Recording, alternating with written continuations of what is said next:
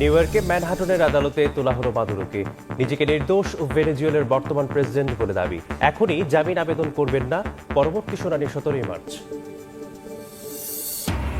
৭১ বিরোধীদের ঠেকাতে তারেক রহমানের ভূমিকা চান বামপন্থীরা। সবাইকে নিয়ে দেশ গড়ার লক্ষ্য বিএনপির। নিরপেক্ষ প্রশাসন চায় জামায়াত এনসিপি। জামায়াত এনসিপি জোট নির্বাচনী কৌশল মত বিশ্লেষকের। আসন বরাদ্দ নিয়ে শরিক দলের অসন্তোষের দাবি জাতীয় নাগরিক পার্টির। পদত্যাগ করে নেতাকর্মীদের ফেরানোর চেষ্টার ইঙ্গিত। মোটরসাইকেলে এসে পরপর 2টি গুলি করে বুকে। চট্টগ্রাম রাউজানে যুবদল নেতাকে হত্যা। যশোরে দুর্বৃত্তদের গুলিতে প্রাণ গেল ব্যবসায়ীর। কারণ অনুসন্ধানে মাঠে পুলিশ। গ্যাস বিলও দিতেছি, আবার এদিক দিয়ে আমরা কষ্টও করতেছি। কেন আমরা এই কষ্টটা করব? আগে ছিল 1300-1400, এখন হচ্ছে 2000 টাকা, তাও পাওয়া যায় না। শীতের রাজধানীতে তীব্র গ্যাস সংকট। কোথাও মেলে মাত্র 1 ঘন্টা। এলপিজির দাম নিয়ে নৈরাজ্য, ক্ষুব্ধ নগরবাসী। শিল্প কলকারখানায় নিশ্চিতের পর দেয়া হয় আবাসিকে, দাবি তিতাসের।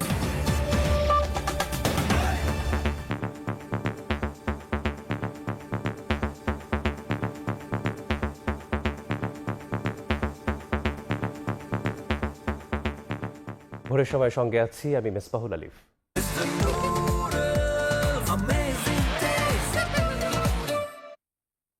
শুরুতেই দেশের বাইরের খবর। যুক্তরাষ্ট্রের নিউ ইয়র্কে ম্যানহাটনের আদালতে উঠেই নিজেকে নির্দোষ দাবি করলেন মাদুরো। একই সঙ্গে নিজেকে ভেনেজুয়েলার বর্তমান প্রেসিডেন্টও দাবি করেন তিনি। এদিকে মার্কিন গণমাধ্যমের তথ্য মতে এখনই জামিনের আবেদন করবেন না মাদুরো ও তার স্ত্রী। এরই মধ্যে দিয়ে শেষ হলো মাদুরোর প্রথম শুনানি। পরবর্তী শুনানি আগামী 17 মার্চ। এদিকে শুনানি চলাকালে আদালতের বাইরে মাদুরো ও ট্রাম্পের পক্ষে পাল্টাপাল্টি বিক্ষোভ করেন সমর্থকরা। নিউ ইয়র্ক থেকে বিস্তারিত জানাচ্ছেন হাসানুজ্জামান সাকি। ভেনেজুয়েলার প্রেসিডেন্ট নিকোলাস মাদুরো ও তার স্ত্রীকে সোমবার স্থানীয় সময় দুপুরে কারা পোশাকে নিউ ইয়র্কে ম্যানহাটনের আদালতে তোলে মার্কিন প্রশাসন। আদালতে প্রথম হাজিরায় নিজেদের নির্দোষ দাবি করেন মাদুরো ও তার স্ত্রী। মাদুরো বলেন তিনি এখনও ভেনেজুয়েলার প্রেসিডেন্ট এবং একজন সৎ ব্যক্তি। তার বিরুদ্ধে মাদক চোরাচালান, ষড়যন্ত্র সহ মোট 4টি অভিযোগ রয়েছে। মার্কিন গণমাধ্যমের তথ্য মতে এখনই জামিনের আবেদন করবেন না প্রেসিডেন্ট ও তার স্ত্রী। এর মধ্য দিয়ে শেষ হলো মাদুরোর প্রথম শুনানি। পরবর্তী শুনানির দিন ধার্য করা হয়েছে আগামী 17 মার্চ। এদিকে কারাকাসে নতুন পার্লামেন্টে মাদুরোর পক্ষে স্লোগান দেন আইন প্রণেতারা। শাসক দলের এমপিরা মাদুরোর মুক্তি দাবি করেছেন। এছাড়া নিউ ইয়র্কের আদালতে শুনানি চলাকালে মাদুরোর পক্ষে স্লোগান দেন বিক্ষোভকারীরা। ট্রাম্পকে ধন্যবাদ দিয়ে পাল্টা স্লোগান দেয় আরেক পক্ষ। এর আগে স্থানীয় সময় শনিবার তাদের দুজনকেই কারাকাসের বাসভবন থেকে আটক করে যুক্তরাষ্ট্রের বিশেষ বাহিনী। হেলিকপ্টার ও সামরিক বিমানে করে তাদের সরাসরি নিউ ইয়র্কে আনা হয়। এই অভিযানের বৈধতা নিয়ে জাতিসংঘ নিরাপত্তা পরিষদ তীব্র প্রতিক্রিয়া দেখিয়েছে। মহাসচিব অ্যান্টোনিও গুতেরেস বলেন, আন্তর্জাতিক আইনের নিয়ম মানা হয়েছে কিনা তা নিয়ে তিনি উদ্বিগ্ন। রাশিয়া আর চীনও যুক্তরাষ্ট্রের এই পদক্ষেপের নিন্দা জানিয়েছে। এটিকে রাষ্ট্রপ্রধানকে অপহরণ এবং সার্বভৌমত্বে সরাসরি হামলা বলে দাবি করেছে ভেনেজুয়েলা। হাসানুজ্জামান সাকি, সময় সংবাদ, ম্যানহাটন, নিউ ইয়র্ক। এবার অন্য প্রসঙ্গ। ত্রয়োদশ সংসদ নির্বাচনের মনোনয়নপত্র বাতিলের বিরুদ্ধে প্রথম দিনে আপিল করেছেন 42 জন। কার্যক্রম চলবে 9 জানুয়ারি পর্যন্ত। সিইসি জানিয়েছেন এখন পর্যন্ত ভোটের পরিবেশ ভালো। সবার সহযোগিতায় অবাধ ও সুষ্ঠু নির্বাচন আয়োজনে আশাবাদী তিনি। এদিকে যাচাই বাছাইয়ে নিরপেক্ষতা নিয়ে প্রশ্ন তোলেন বাদ পড়া প্রার্থীরা। সারা দেশে 2568 জন সম্ভাব্য প্রার্থীর মনোনয়নপত্র যাচাই বাছাই শেষে রোববার 1842 জনের মনোনয়ন বৈধ ঘোষণা করা হয়, আর 723 জনের মনোনয়নপত্র বাতিল করেন রিটার্নিং অফিসাররা। রিটার্নিং কর্মকর্তাদের সিদ্ধান্তের বিরুদ্ধে সোমবার থেকে নির্বাচন কমিশনে আপিল আবেদন শুরু করেছেন বাছাইয়ে বাদ পড়া সম্ভাব্য প্রার্থী ও সংক্ষুব্ধ ব্যক্তিরা। আবেদন কার্যক্রম চলবে 9 জানুয়ারি পর্যন্ত। আপিলের জন্য অঞ্চলভিত্তিক 10টি বুথ স্থাপন করেছে ইসি। আপিল করতে এসে ভোটের মাঠ নিয়ে অসন্তোষ প্রকাশ করেছেন সম্ভাব্য প্রার্থীরা। স্বাক্ষর করেছেন এই প্রায় 5000 মানুষ।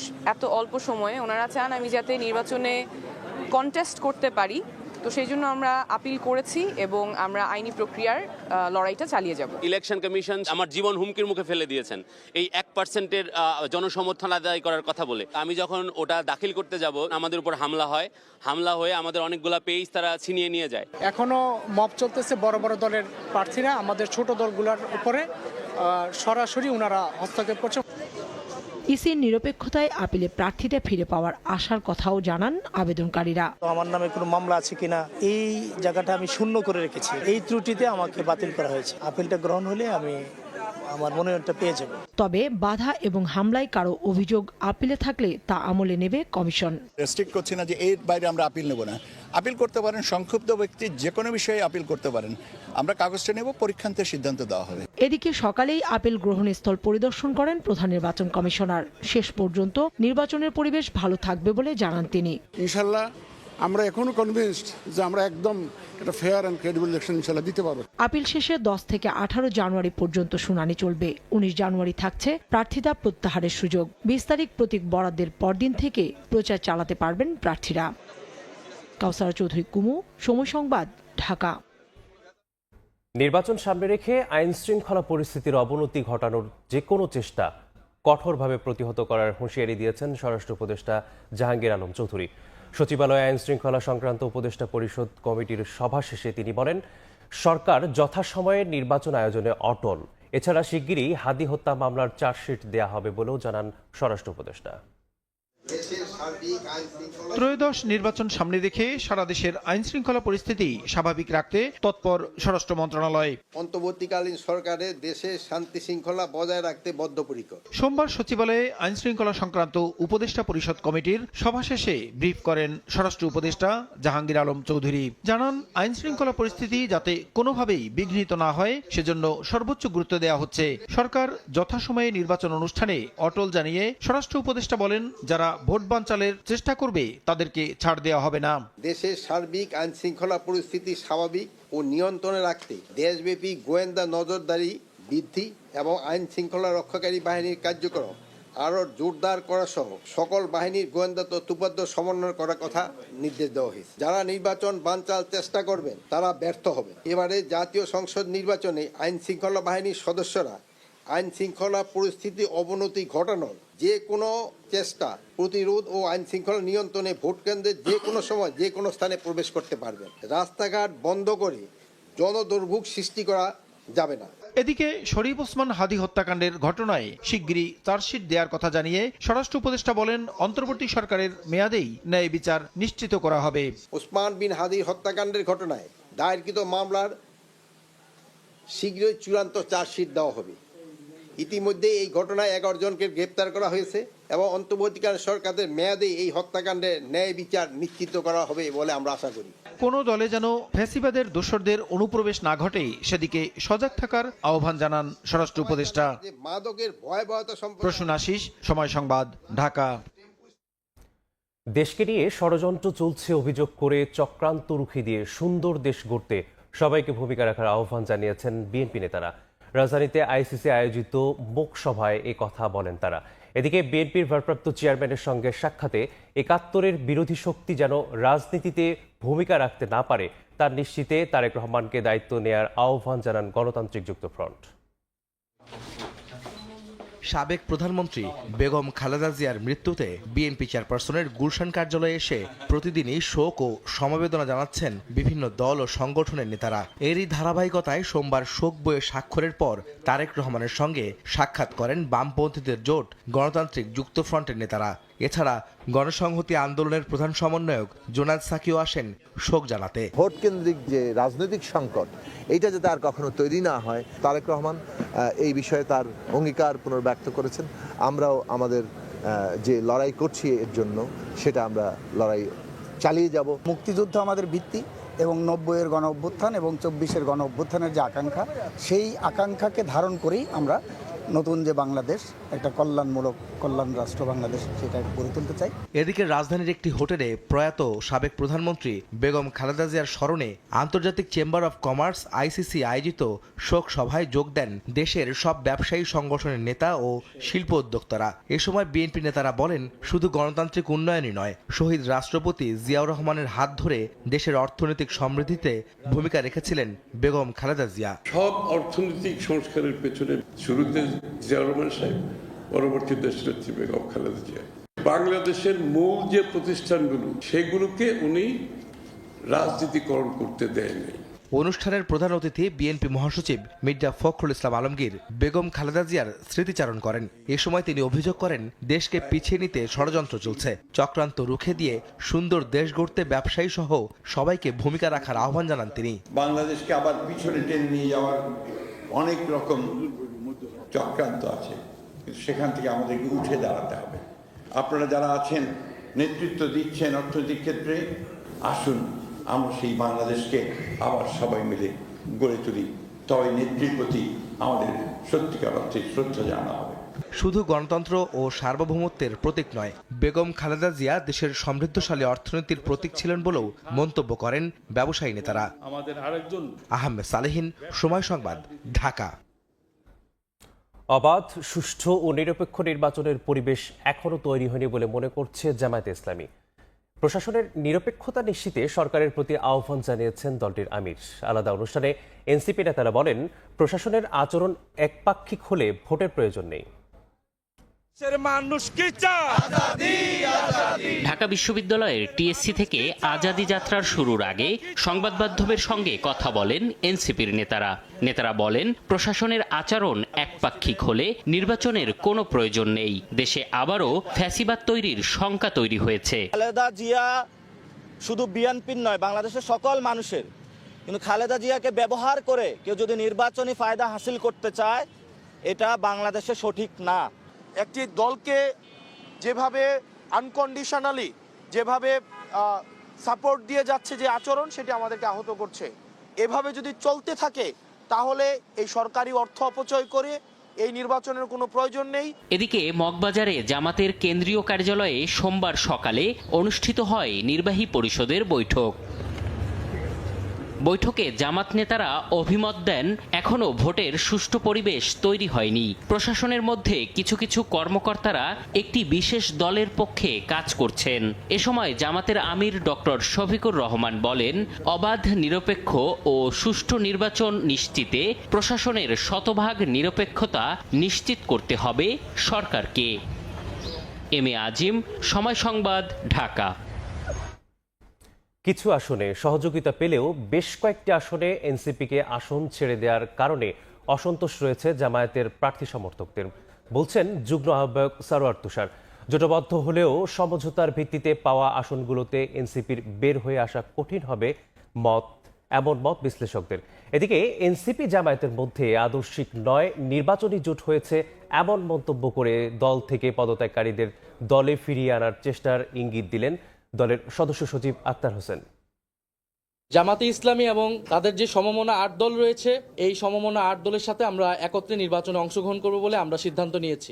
নানা আলোচনা সমালোচনার পর গত 28শে ডিসেম্বর জামায়াতের সঙ্গে জোট করার ঘোষণা দেয় জাতীয় নাগরিক পার্টি এনসিপি। যদিও এই সিদ্ধান্তে এনসিপির আদর্শিক বিচ্যুতি হয়েছে অভিযোগ তুলে পদত্যাগ করেন তাসনিম জারা, তাসনুবা জাবিন, মুশফিকুস সালেহীন সহ বেশ কয়েকজন কেন্দ্রীয় নেতা।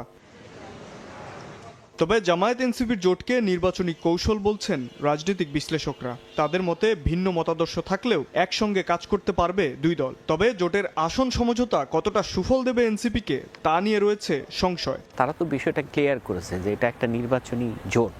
যদি সরকার গঠনের মতো অবস্থায় যায় সেটা অন্য হিসাব, কিন্তু যদি বিরোধী দলে থাকে তাহলে তো সমস্যা নাই। এনসিপির অবস্থানে থেকে কাজ করবে, জামাতের অবস্থানে থেকে কাজ করবে। 30টা সিটে তাদেরকে দেওয়া হচ্ছে, সেখানে তার জামাত তো একা না, বিএনপিও তো থাকবে। বিষয়টা অত ইজি না। এনসিপির ভোট বেজ অত স্ট্রং না, 3-4%-এর বেশি তাদের ভোটই নাই। ভোটের মাঠে অসহযোগিতার অভিযোগ তুলে এনসিপির যুগ্ম আহ্বায়ক সারোয়ার তুষার বলেন, কিছু আসনে জামায়াত সহযোগিতা করলেও অনেক জায়গায় জোটের নেতাদের মধ্যে রয়েছে অসন্তোষ। তাই দ্রুত আসন চূড়ান্তের আহ্বান নরসিংদী 2 আসন থেকে মনোনয়ন প্রত্যাশী এনসিপির এই শীর্ষ নেতার। গত 70 বছরের ইতিহাসে অনেকগুলো পর্বে পরস্পর বিপরীতধর্মী মতাদর্শিক দলগুলো কিন্তু নির্বাচনী অ্যালায়েন্স করেছে। এটা আমাদের স্বাধীনতার পূর্বেও আছে, স্বাধীনতার পরেও আছে। এখনো তো আনুষ্ঠানিক ঘোষণা আসে নাই। কিছু কিছু আসনে আমরা দেখতে পাচ্ছি যে জামায়াত ইসলাম নিজ উদ্যোগেই সেখানে তাদের প্রার্থী বসিয়ে দিয়েছে এবং আমাদের প্রার্থীদেরকে সহযোগিতা করছে, কিন্তু এটা সব আসনের বাস্তবতা না। এই মুহূর্তে অনেক আসনে এখনো জামায়াত ইসলামের প্রার্থীরা যেখানে মোটামুটি নিশ্চিত বা বোঝা যাচ্ছে যে ওখানে আমাদের প্রার্থীরাই পাবেন, সেখানে জামায়াত ইসলামের প্রার্থীরা এখনো মাঠে সক্রিয় আছে। তাদের নেতাকর্মীরা কোনো কোনো ক্ষেত্রে এটা মেনে নিতে পারছে না যে নতুন প্রার্থী এখানে আসবে। আবার অ্যাট দ্য সেম টাইম তারা এটাও বলছেন যে যদি চূড়ান্ত সিদ্ধান্ত আসে তাহলে আমরা জোটের প্রার্থীকে সর্বাত্মক সহযোগিতা করব। এদিকে পদত্যাগ করা নেতাকর্মীদের চিঠি গ্রহণ করা হয়নি মন্তব্য করে রোববার সংবাদ সম্মেলনে এনসিপির সদস্য সচিব আক্তার হোসেন জানান, তাদের দলে ফিরিয়ে আনার চেষ্টা চলছে। যারা পদত্যাগ করেছেন আমাদের কাছে তাদের পদত্যাগের পত্রটা জমা দিয়েছেন এবং আমরা এখনো পর্যন্ত অফিসিয়ালি সেটা গ্রহণও করি নাই। তাদের সঙ্গে আমাদের আলাপ আলোচনা চলছে এবং আমরা মনে করি যে আমরা একটা সুষ্ঠু সমাধানে আমরা পৌঁছাতে পারবো। শীঘ্রই 11 দলীয় জোটের পক্ষ থেকে চূড়ান্ত প্রার্থী তালিকা ঘোষণা করা হবে বলেও জানান এনসিপির এই শীর্ষ নেতা। আমরা খুব অল্প সময়ের মধ্যেই একটা চূড়ান্ত সিদ্ধান্তে আমরা উপনীত হব এবং সে সময়টাতে আপনারা জানতে পারবেন যে ঠিক কতটি আসনে। শাবাব ওয়াসি, সময় সংবাদ, ঢাকা। নির্বাচন ঘিরে পরিকল্পিতভাবে বিশৃঙ্খলা সৃষ্টির চেষ্টা চলছে, অভিযোগ বিএনপি নেতাদের। বলেন, ঐক্যবদ্ধ থাকলে ভোট বানচালের কোনো চেষ্টাই কাজে আসবে না।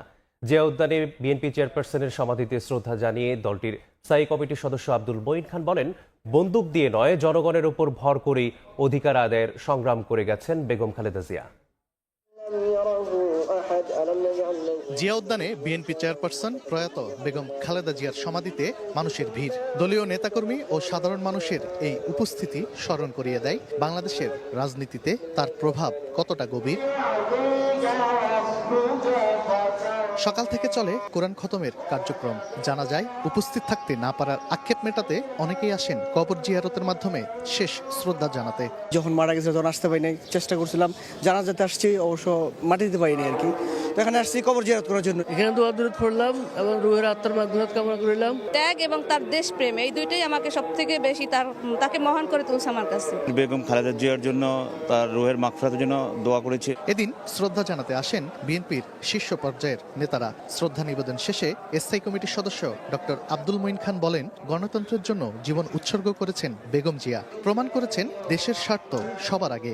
দেশনেত্রী বেগম খালেদা জিয়া একজন অনন্য ব্যক্তিত্ব, যিনি তার জীবন দিয়ে প্রমাণ করেছেন যে দেশের স্বার্থ এবং গণতন্ত্রের স্বার্থ সেটাই ছিল তার জন্য সর্বাগ্রে, যেখানে তার নিজের জীবনকে তিনি তুচ্ছ করেছিলেন। বেগম খালেদা জিয়াকে হারিয়ে বাংলাদেশ জনগণের অভিভাবক হারিয়েছে। ম্যাডাম যা চলে গেছেন, উনি প্রমাণ করে গিয়েছেন উনি বিএনপির নেত্রী না, পুরো সারা বাংলাদেশের মানুষের নেত্রী। লক্ষ লক্ষ দলমত নির্বিশেষে ওনারা জানাজায় এসেছেন। নেতারা বলেন, সব ধরনের চ্যালেঞ্জ মোকাবিলায় প্রস্তুত বিএনপি। জনগণ ঐক্যবদ্ধ থাকলে জাতীয় নির্বাচনে কোনো বাধাই কাজে আসবে না। নানান জায়গায় যেভাবে বিশৃঙ্খলা সৃষ্টি করার চেষ্টা করা হচ্ছে, নির্বাচন খুব অল্প দিনের মধ্যে, সেই জন্য আমাদেরকে ঐক্যবদ্ধ থাকতে হবে যাতে শান্তিপূর্ণভাবে একটি নির্বাচন অনুষ্ঠিত হয়। দেশনায়ক তারেক রহমানের নেতৃত্বে ইনশাআল্লাহ আগামী 12 তারিখের নির্বাচনে সারা বাংলাদেশ থেকে ধানের শীষ জয়লাভ করবে। সকল ষড়যন্ত্রের হাত চুরমার করে ভেঙে দেবার জন্য আমরা এখন একত্রিত। নির্বাচন ঘিরে বিভিন্ন স্থানে পরিকল্পিতভাবে বিশৃঙ্খলা সৃষ্টির চেষ্টা চলছে, অভিযোগ নেতাদের। তানভীর হাসান মেঘ, সময় সংবাদ, ঢাকা। সাবেক প্রধানমন্ত্রী ও বিএনপি চেয়ারপারসন বেগম খালেদা জিয়ার আত্মার মাগফিরাত কামনায় বিভিন্ন জেলায় দোয়া মাহফিল হয়েছে। শোকসভায় বেগম খালেদা জিয়ার সংক্ষিপ্ত জীবনী তুলে ধরেন বক্তারা। বেগম জিয়া গণতন্ত্র, স্বাধীনতা ও সার্বভৌমত্ব রক্ষার এক আপোষহীন প্রতীক উল্লেখ করে বক্তারা বলেন, শোকের শক্তি জাতি ও দেশ পুনর্গঠনে ব্যবহৃত হবে। তিনবারের সাবেক প্রধানমন্ত্রী ও বিএনপি চেয়ারপারসন বেগম খালেদা জিয়ার রুহের মাগফিরাত কামনায় সোমবার বিভিন্ন জেলায় শোকসভা, মিলাদ ও দোয়া মাহফিল হয়েছে। কক্সবাজারে চকরিয়ায় খতমে কোরআন ও দোয়া মাহফিলের আয়োজন করে উপজেলা বিএনপি। এতে বিএনপির স্থায়ী কমিটির সদস্য সালাহ উদ্দিন আহমেদ বলেন, শোকের শক্তি জাতি ও দেশের পুনর্গঠনে ব্যবহৃত হবে। তার এই শোককে শক্তিতে পরিণত করে এই বাংলাদেশকে, এই জাতিকে বিনির্মাণের কাজে আমরা প্রয়োগ করব, ব্যবহার করব, যাতে এই জাতি জানুক এই জাতি গণতান্ত্রিক অধিকারের জন্য ত্যাগ স্বীকার করতে জানে।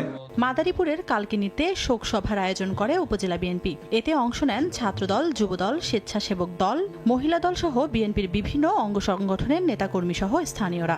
আল্লাহ যেন সেই শোককে তাকে শক্তিতে রূপান্তরিত করে এই দেশের মানুষকে যেন আবার দেশনেত্রী বেগম খালেদা জিয়ার মতো ছায়া দিয়ে রাখতে পারে আমাদের। যশোরে জেলা বিএনপির উদ্যোগে নাগরিক শোক সভা ও দোয়া মাহফিলের আয়োজন করা হয়। এ সময় বক্তারা বলেন, বেগম খালেদা জিয়া ছিলেন জাতীয় ঐক্যের প্রতীক। প্রতিশোধ নয়, প্রতিহিংসা নয়, সকলে মিলে দেশকে গড়তে হবে। তিনি অন্তর্ভুক্তিমূলক রাজনীতি চেয়েছিলেন। আপসহীন নেত্রী, দেশনেত্রী বেগম খালেদা জিয়ার কর্মী হিসেবে তার রাজনৈতিক দলের একজন সদস্য হিসেবে আমরা অঙ্গীকার করতে চাই, বাংলাদেশের স্বাধীনতা এবং সার্বভৌমত্বের প্রশ্নে আমি এবং আমরা কোনদিন আপোষ করব না। মিলাদ ও দোয়া মাহফিল অনুষ্ঠিত হয়েছে গাজীপুরেও। টঙ্গী পূর্ব থানা বিএনপির আয়োজনে এ দোয়া মাহফিলে বক্তারা বলেন, শুধুই বিএনপি নেত্রী নন, বেগম খালেদা জিয়া ছিলেন দেশের গণতন্ত্র, স্বাধীনতা ও সার্বভৌমত্ব রক্ষায় এক আপোষহীন প্রতীক। প্রতিজ্ঞা করি যেন আমরা আমাদের শোককে শক্তিতে পরিণত করতে পারি। বরিশালে আলাদা স্থানে দোয়া মাহফিলের আয়োজন করে সরকারি বিএম কলেজের ছাত্রদল ও আইনজীবী সমিতি। বেগম খালেদা জিয়ার আত্মার মাগফিরাত কামনায় চাঁপাইনবাবগঞ্জে দোয়া মাহফিল হয়েছে। এর আগে আলোচনা সভায় তুলে ধরা হয় বেগম জিয়ার জীবনী। তানজিনা তাসনিম, সময় সংবাদ। আওয়ামী লীগ সরকারের আমলে গুম ও আলামত নষ্টের শীর্ষে ছিল র্যাব। পিছিয়ে নেই পুলিশও। গুম সংক্রান্ত তদন্ত কমিশনের চূড়ান্ত প্রতিবেদনে উঠে এসেছে 40টি ডিটেনশন সেন্টারের সন্ধান। এখনও খোঁজ মেলেনি 251 ব্যক্তির, যার 68 ভাগেই বিএনপি নেতাকর্মী। গুম এক বিভীষিকাময় শব্দ। রাজনৈতিক ভিন্নমত দমন কিংবা কণ্ঠরোধ করতে এক চরম হাতিয়ার হিসেবে এটি ব্যবহার করা হয়েছে। 24-এর গণঅভ্যুত্থানের পর বিভিন্ন বাহিনীর গোপন বন্দিশালা থেকে কেউ কেউ ফিরে এলেও আজও হদিস মেলেনি অনেকের। সোমবার বিকেলে সংবাদ সম্মেলনে চূড়ান্ত প্রতিবেদন প্রকাশ করে গুম সংক্রান্ত তদন্ত কমিশন। অনুসন্ধানে দেখা যায় প্রায় 25% গুমের অভিযোগে জড়িত র্যাব, 23% পুলিশ। এছাড়াও ডিবি, সিটিটিসি, ডিজিএফআই ও এনএসআই এর সংশ্লিষ্টতাও রয়েছে বলে প্রতিবেদনে উঠে এসেছে। গুমের সংজ্ঞার বহির্ভূত বিবেচনায় 113টি অভিযোগ বাতিল করা হয়। ফলে মোট 1569টি অভিযোগ কমিশনের সক্রিয় বিবেচনায় ছিল। এদিন 1569টি গুমের ঘটনা নিশ্চিত করে তদন্ত কমিশন, যাদের মধ্যে 251 জন এখনও নিখোঁজ। লাশ উদ্ধার করা হয় 36 জনের, যার মধ্যে 68% বিএনপির এবং 22% জামায়াত শিবিরের। তখনকার যে রেজিম, তার পলিটিক্যাল অপোনেন্টস বা পলিটিক্যাল ডিসিডেন্টস মেইনলি এলাকে বিএনপির লোকজন পাওয়া গেছে এবং জামায়াত ইসলামের বা ওদের অঙ্গ সংগঠনগুলো পাওয়া গেছে। তদন্তে 222 জনকে জিজ্ঞাসাবাদ করে কমিশন। এ সময় খোঁজ পেয়েছে 40টি বন্দিশালার। ডিজিএফআই ও র্যাব পরিচালিত জিআইসি ও টিএফআইসি, র্যাবের সদর দফতর ও battalion, NSI, DB, CTTC, police line সহ ভুক্তভোগীদের শনাক্ত করা অন্যান্য আইনশৃঙ্খলা বাহিনীর স্থাপনা। আইনশৃঙ্খলা বাহিনীর বিরুদ্ধে আনা 2 থেকে 5 দিনের গুমের অভিযোগগুলোর তদন্তে ব্যবস্থা নিতে আলাদাভাবে চিঠি পাঠানোর পাশাপাশি আগামী 6 মাসের মধ্যে অগ্রগতি জানাতে প্রতিবেদনে নির্দেশ দেওয়া হয়েছে বলে জানায় কমিশন। রৌনক নিয়ন্তা, সময় সংবাদ, ঢাকা। রায়ের বাজার কবরস্থানে জুলাই গণঅভ্যুত্থানে অজ্ঞাত শহীদদের গণকবর থেকে 8 জনের পরিচয় শনাক্ত হয়েছে। 21 দিন ধরে 114 জনের মরদেহ উত্তোলন, ডিএনএ নমুনা সংগ্রহ ও পুনরায় দাফন করে সিআইডির বিশেষায়িত দল। কবর বুঝিয়ে দেওয়ার সময় কান্নায় ভেঙে পড়েন স্বজনরা। অজ্ঞাতনামা বাকিদের পরিচয় শনাক্ত না হওয়া পর্যন্ত কার্যক্রম চলবে বলে জানান মুক্তিযুদ্ধ বিষয়ক উপদেষ্টা।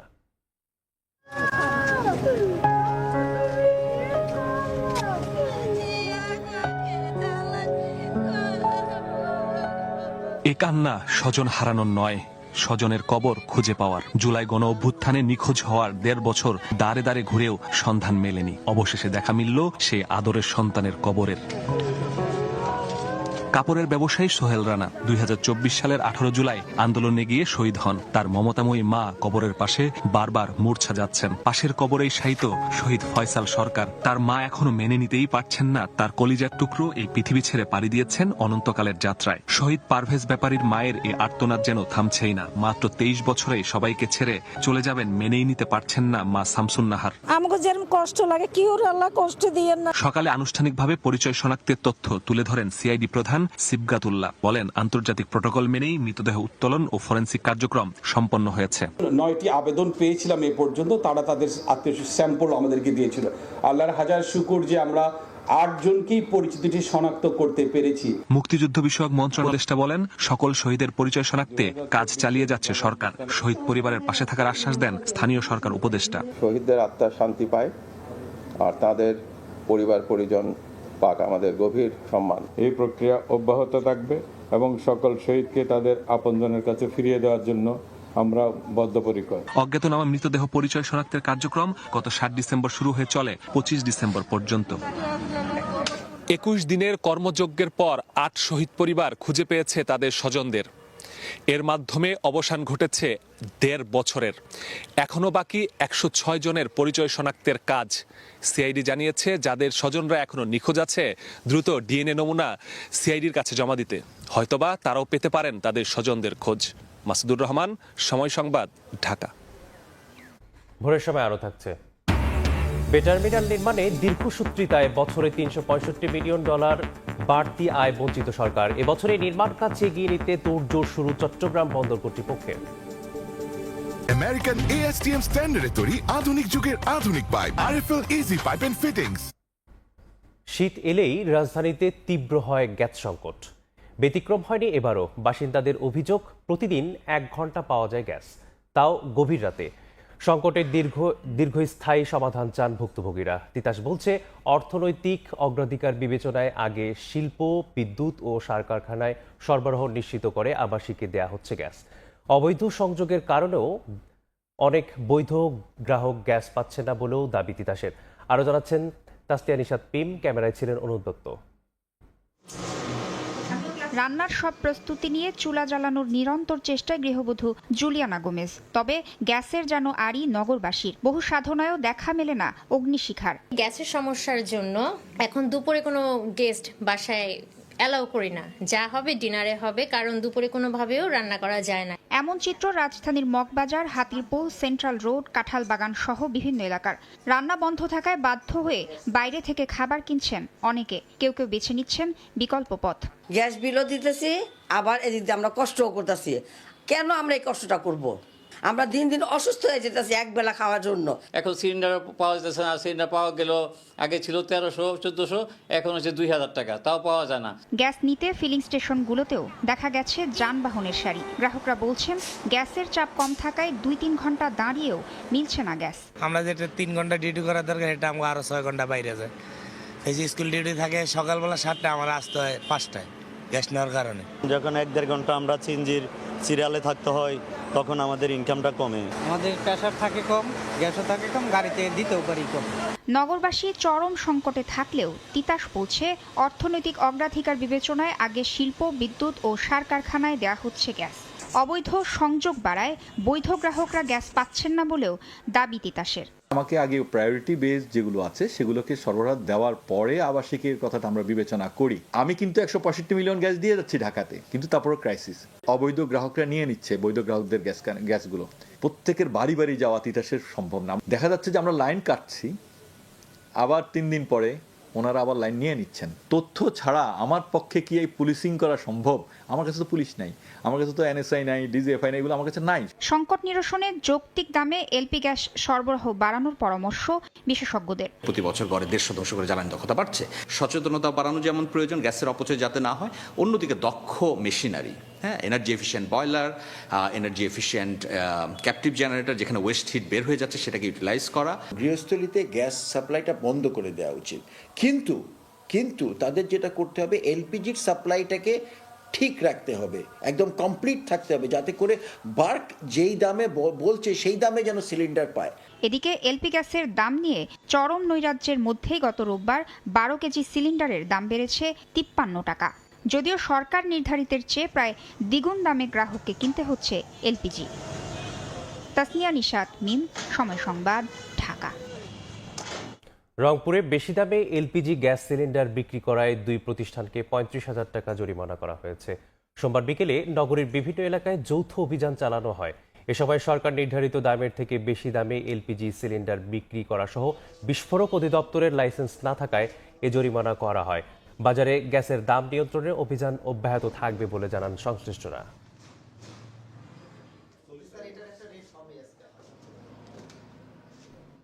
দেখছেন ভোরের সময়, সঙ্গেই থাকুন।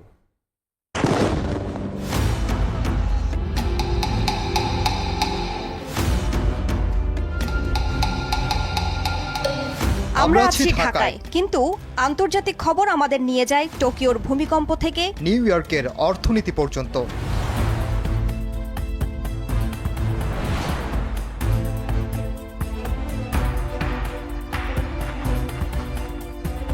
কোথাও রাজনীতি বদলায়, কোথাও প্রকৃতি সতর্ক করে, কোথাও বয়ে যায় আনন্দের আলো, আবার কোথাও সংকটে ভেঙে পড়ে হাজারো মানুষ। বিশ্বের এসব চলমান ঘটনা আমরা তুলে ধরি আপনাদের জন্য।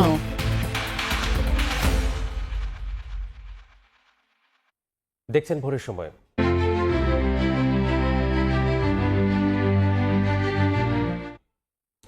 চট্টগ্রামের রাউজান উপজেলা যুবদল নেতাকে গুলি করে হত্যা করেছে দুর্বৃত্তরা। সোমবার রাতে মোটরসাইকেলে এসে দুর্বৃত্তরা যুবদল নেতা জানে আলমকে পরপর 2টি গুলি করে পালিয়ে যায়। রক্তাক্ত অবস্থায় নগরীর একটি বেসরকারি হাসপাতালে নিয়ে গেলে কর্তব্যরত চিকিৎসক তাকে মৃত ঘোষণা করেন। বাড়ি ফেরার পথে দুর্বৃত্তদের গুলিতে নিহত হয়েছেন চট্টগ্রামের রাউজানের যুবদল নেতা জানে আলম। দুর্বৃত্তরা জানান, রাত 8টার দিকে রাউজানের পূর্ব গুজরা এলাকায় জানে আলমকে গুলি করে পালিয়ে যায় দুর্বৃত্তরা। স্থানীয়রা রক্তাক্ত অবস্থায় তাকে উদ্ধার করে নগরীর একটি বেসরকারি হাসপাতালে নিয়ে যায়। সেখানে কর্তব্যরত চিকিৎসক তাকে মৃত ঘোষণা করেন। তার বুকে 2টি গুলি লেগেছে বলে জানিয়েছেন চিকিৎসক। সন্ধ্যার পরে ওর এলাকায় ওর যে বাড়িতে যেখানে উনি আড্ডা দেয় নেতাকর্মীদের সাথে বসে, ওখানে এই ঘটনাটা হয়েছে। এই সন্ত্রাসী যে হোক না কেন, যেই দলের হোক, এই সন্ত্রাসীগুলো যেন ধরা পড়ে। এই ধরনের মানুষের হত্যা করি এই আওয়ামী লীগের বিটির উপর মেসেজ দিতে সাথে রাউজান নির্বাচনী পরিবেশ নাই। বর্তমানে যে হত্যাকাণ্ড ঘটছে, এই হলো সুষ্ঠু বিচার যদি না হয়, তাহলে আর 12 তারিখ যে নির্বাচন হইব, এই নির্বাচন থেকে বিরূপ প্রতিক্রিয়া হইব। এই ঘটনাগুলো যদি বন্ধ করতে হয়, অবৈধ অস্ত্রগুলো অবশ্যই উদ্ধার করতে হবে এবং আইন শৃঙ্খলা রক্ষাকারী বাহিনীকে তৎপর হতে হবে। রাউজানের সাবেক সংসদ সদস্য ও জাতীয় সংসদ নির্বাচনে বিএনপির মনোনীত প্রার্থী গিয়াসউদ্দিন কাদের চৌধুরীর সমর্থক ছিলেন জানে আলম। সময় সংবাদ, চট্টগ্রাম। যশোরে ব্যবসায়ীকে গুলি করে হত্যা করেছে দুর্বৃত্তরা। পুলিশ জানায়, সোমবার সন্ধ্যায় মনিরামপুর উপজেলার ঝুমু বিউটি পার্লারের সামনে দাঁড়িয়ে মোবাইলে কথা বলছিলেন বরফকল ব্যবসায়ী রানা প্রতাপ। এ সময় মোটরসাইকেলে 3 যুবক এসে তার মাথায় গুলি করে পালিয়ে যায়। এতে ঘটনাস্থলে মৃত্যু হয় রানার। এই ঘটনার পর এলাকায় আতঙ্ক ছড়িয়ে পড়ে। খবর পেয়ে মনিরামপুর থানা পুলিশ ঘটনাস্থলে গিয়ে মরদেহ উদ্ধার করে। কে বা কারা কি কারণে তাকে হত্যা করা হয়েছে জানাতে পারেনি পুলিশ।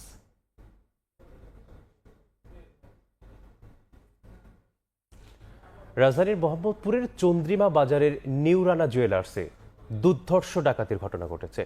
70 ভরি স্বর্ণ ও 600 ভরি রূপা ডাকাতির ঘটনা ঘটেছে। ভাঙতে না পেরে 4 লাখ টাকা সহ সিন্দুক তুলে নিয়ে গেছে চক্রটি।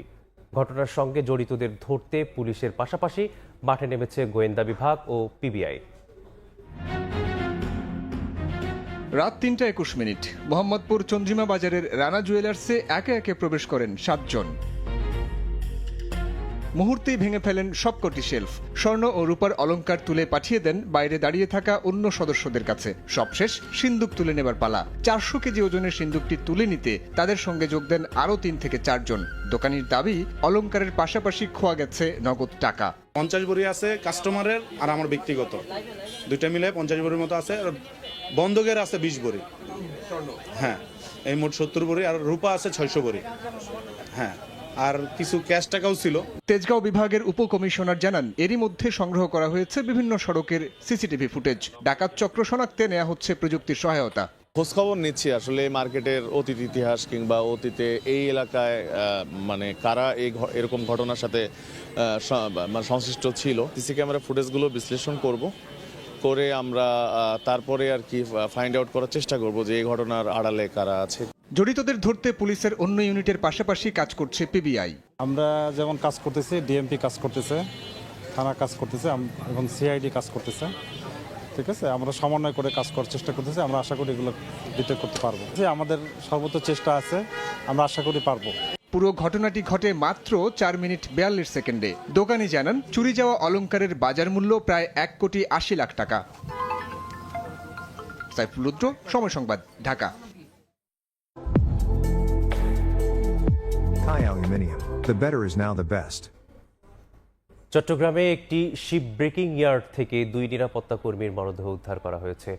কর্মীদের অভিযোগ, ঘন কুয়াশায় দিকভুল করা জাহাজের ধাক্কায় প্রাণ গেছে বোটে থাকা 2 নিরাপত্তা কর্মীর।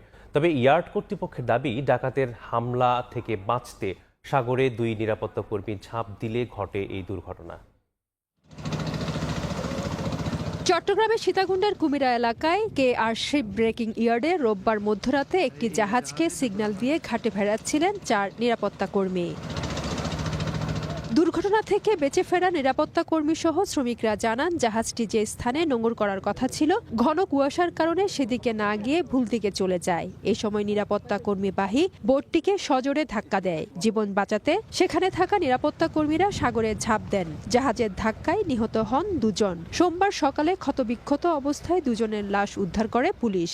পুলটের কোলা দিয়ে একবার জাহাজ মনে করো ডাইরেক্ট ঢুকে গেছে, কিন্তু আমরা তো হলো সরিয়ে আসছিলাম, ফিশিং করতে গেছিলাম। এই কারণে জাল দেখে আমাদের মুখের সামনে দুর্ঘটনা, কি কুয়াশার জন্য কিছু টের পাওয়া যায় না, এই কারণে একটা ফাঙ্গার সাথে খাটে গেছে আর 2টা লোক ওইখানে ফাইতেছে না, 3 জন লোক বলা ফাইতেছে না বলতেছে। তবে ইয়ার্ড কর্তৃপক্ষের দাবি, মধ্যরাতে ডাকাতের হামলা থেকে বাঁচতে বোর্ডে থাকা নিরাপত্তা কর্মীরা সাগরে ঝাঁপ দিলে ঘটে এই দুর্ঘটনা। প্রায় 3 মাস আগে সেম ডাকাত দল আমাদের ইয়ার্ডে এসে আক্রমণ করে 2টা বোট নিয়ে 8-10 লাখ টাকার মাল নিয়ে গেছে। এবারও ডাকাত টিম এসে দেশীয় অস্ত্র নিয়ে হামলা করছে। কোনো ডাকাতির কোনো ঘটনাটা মিথ্যা, সব মিথ্যা। ডাকাতি হবে তার ফ্যানজে কাটবে, লাশকে এখানে থাকবে। পুলিশ বলছে, তদন্তের পরই জানা যাবে প্রকৃত কারণ। ডাকাতি নাকি ইনসিডেন্ট, এটা আমরা তদন্ত করতেছি। তদন্ত করার পরে আসলে এক্স্যাক্টলি জানা যাবে কি ঘটনা ঘটছে। নিহতদের একজন আব্দুল খালেক ও অপরজন সাইফুল ইসলাম। তাদের বাড়ি গাইবান্ধা জেলায়। ফেরদৌস লিপি, সময় সংবাদ, চট্টগ্রাম। গাইবান্ধায় 2টি বালু বোঝাই ট্রাকের মুখোমুখি সংঘর্ষে এক ট্রাকের চালক সহ 2 জন নিহত হয়েছেন। সোমবার রাত 8টার দিকে গোবিন্দগঞ্জ উপজেলার ঢাকা-রংপুর মহাসড়কের কালীতলা নামক স্থানে এই দুর্ঘটনা ঘটে।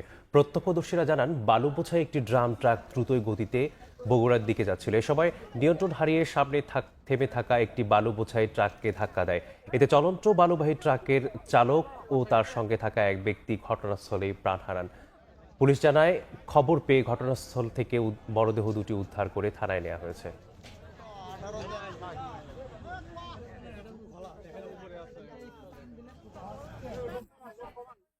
ভোরের সময় আরো থাকছে। কুড়িগ্রামের চরাঞ্চলে বেড়েছে সরিষা চাষ।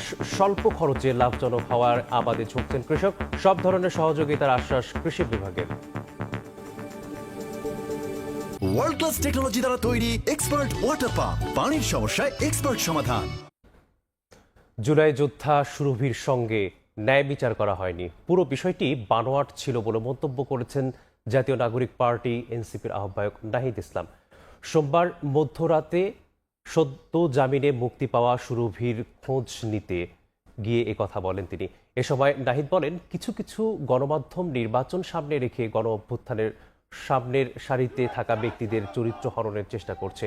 সুরভির ঘটনাটিও তারই ধারাবাহিকতা বলে মন্তব্য করেন তিনি। এর আগে সোমবার সকালে এক সাংবাদিকের করা অপহরণ ও চাঁদাবাজির মামলার আদালতে তুলে 7 দিনের রিমান্ড আবেদন করে পুলিশ। শুনানি শেষে আদালতে তার 2 দিনের রিমান্ড মঞ্জুর করেন। এমন খবরে ততক্ষণে বিক্ষোভ শুরু করেন ছাত্র জনতা।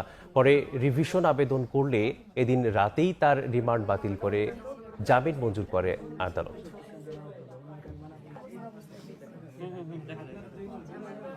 নির্বাচনকে ঘিরে যদি দেখি যে মিডিয়া নিরপেক্ষ অবস্থান না নেয়, বেশিরভাগ মিডিয়া কোন একটা দলের পক্ষে অবস্থান নেয়, কারণ আমরা স্পষ্ট এটা দেখতেছি দেশের বড় দুইটি মিডিয়া হাউসের সম্পাদক তারা একটি দলের মঞ্চে উঠে বক্তৃতা দিচ্ছে, একটা দল বিজয়ী হবে সেই ধরনের প্রচারণা করছে। স্পষ্টভাবে বলতে চাই, এ ধরনের পরিকল্পনা যারা করতেছে তারা সফল হবে না। লিবারেল ডেমোক্রেটিক পার্টির সাবেক মহাসচিব রিদওয়ান আহমেদকে দলটির সাধারণ সদস্য পদ থেকে বহিষ্কার করেছে দলটি। সোমবার বিকেলে দলটির কেন্দ্রীয় কার্যালয়ে এক জরুরি সংবাদ সম্মেলনে এসব কথা বলা হয়। এলডিপিতে পদত্যাগপত্র জমা না দিয়েই কোনো রকম পূর্ব ঘোষণা ছাড়াই বিএনপিতে যোগ দেন দলটির সাবেক মহাসচিব রিদওয়ান আহমেদ। এ অভিযোগে দলটির সকল সদস্য পদ থেকে তাকে বহিষ্কার করা হয়েছে। একই সঙ্গে জামায়াতের সঙ্গে ঐক্যবদ্ধ হয়ে আসন্ন নির্বাচনে অংশগ্রহণের কথাও জানান দলটি। চট্টগ্রাম 14 আসনে বিএনপির যে প্রার্থী ছিল, আমার এক্সাক্ট ফিগারটা স্মরণ নাই, কিন্তু 90 লক্ষ টাকার উপরে। স্টেট ব্যাংকের যে প্রতিনিধি গেল, সে বলল যে উনি একজন লোন ডিফল্টার, বিভিন্ন ব্যাংকে তার লোন আছে। ডিসি সাহেব সবশেষে সবকিছু শুনে কি বললেন, 4 ঘন্টার জন্য বিরতি হলো, অর্থাৎ তাকে সময় দেওয়া হলো সে যেন ভিন্ন পন্থা অবলম্বন করে। কেউ কোনো দলে যোগদান করে নাই, প্রত্যেকে নিজের নিজের দলে আছে। এটা হলো একটা নির্বাচনী সমঝোতা। নির্বাচনে 70% মানুষ ভোট দিতে চায় বিএনপিকে, জামায়াতকে ভোট দেওয়ার আগ্রহ 19% ভোটারের, আর এনসিপিকে পছন্দ 2.6% ভোটারের। এসব তথ্য উঠে এসেছে এভিডেন্স অ্যাসোসিয়েটস ফর সোশ্যাল ডেভেলপমেন্টের এক জরিপে। দেশের 300% থেকে 20,495 জনের উপর জরিপ করেছে সংস্থাটি। সোমবার রাজধানীর কৃষিবিদ ইনস্টিটিউটে ফলাফল প্রকাশ করে সংস্থাটি জানায়, আগের নির্বাচনে আওয়ামী লীগকে ভোট দেওয়ার ভোটারদের মধ্যে 60% ভোটার আগামী নির্বাচনে বিএনপিকে ভোট দিতে আগ্রহী, আর 25% সমর্থন করছে জামায়াত ইসলামীকে। নারী ভোটারদের মাঝেও জনপ্রিয়তায় এগিয়ে বিএনপি। জরিপের ফলাফল অনুযায়ী বিএনপির সবচেয়ে বেশি জনপ্রিয়তা চট্টগ্রাম ও রাজশাহীতে, জামায়াতের শক্তিশালী অবস্থান বরিশাল ও খুলনায়। আমরা যখন আপকামিং ইলেকশনে জেন্ডারে ভাগ করে দেখি, আমরা দেখতে চাই, এবং আমাদের 70% আপনার ফিমেল বলে যে আপনার বিএনপি আপনার তার আপকামিং ইলেকশনে তারা ভোট দিবেন। এক্সপেক্টেড গভর্নমেন্টও দেখা যায় যে 74%-এর মতন আপনার বিএনপির পক্ষে মতামত আসে। যেহেতু এবার আওয়ামী লীগ নাই, সেহেতু সেই জায়গাটায় একটা বড় যে ট্রেন্ডটা চেঞ্জ হচ্ছে, যে আওয়ামী লীগ না থাকার ফলে 60%-এর মতন ভোট তারা দিতে চাচ্ছে হলো বিএনপিকে। Around 25% voter they intended to give vote for the Jamaat Islami. রংপুরের 6টি আসনে বৈধ 44 প্রার্থীর 3 জনের কোনো নগদ অর্থ এমনকি বার্ষিক আয়ও নেই। তবে সম্পদের দিক থেকে এগিয়ে বিএনপি ও জাতীয় পার্টির প্রার্থীরা। এনসিপির প্রার্থী আক্তার হোসেনের নগদ অর্থ রয়েছে 13 লাখ, আর আল মামুনের বার্ষিক আয় 26,64,778 টাকা। অন্যদিকে তৃতীয় লিঙ্গের প্রার্থী আনোয়ারা ইসলাম রানীর রয়েছে 40 লাখ টাকার গাড়ি ও 15 ভরি স্বর্ণ। তবে বিশেষজ্ঞরা বলছেন, হলফনামায় প্রার্থীরা কতটা সত্য তথ্য দিচ্ছেন সেটি সঠিকভাবে যাচাই বাছাই করা গুরুত্বপূর্ণ। শাকিল মাহমুদের ছবিতে নাজমুল ইসলামের সাথে রিপোর্ট। রংপুর সদর 3 আসনে বাংলাদেশ সমাজতান্ত্রিক দল বাসদের প্রার্থী আব্দুল কুদ্দুস, রংপুর 6 আসনের এবি পার্টির প্রার্থী সাদেকুল ইসলাম এবং রংপুর 4 আসনের বাংলাদেশ কংগ্রেসের প্রার্থী উজ্জ্বল চন্দ্র রায়ের কোনো নগদ অর্থ এমনকি বার্ষিক আয়ও নেই। তবে রংপুর 1 আসনে বাংলাদেশ সমাজতান্ত্রিক দল মার্ক্সবাদের প্রার্থী আহসানুল আরিফিনের বছরে আয় 31,500 টাকা থাকলেও কোনো নগদ অর্থ নেই। অন্যদিকে রংপুর 4 আসনে এনসিপির প্রার্থী আখতার হোসেনের নগদ অর্থের পরিমাণ 13 লাখ টাকা, বছরে আয় 5,05,000 টাকা। এছাড়াও স্বামী স্ত্রী মিলে 17 লাখ টাকার স্বর্ণ রয়েছে।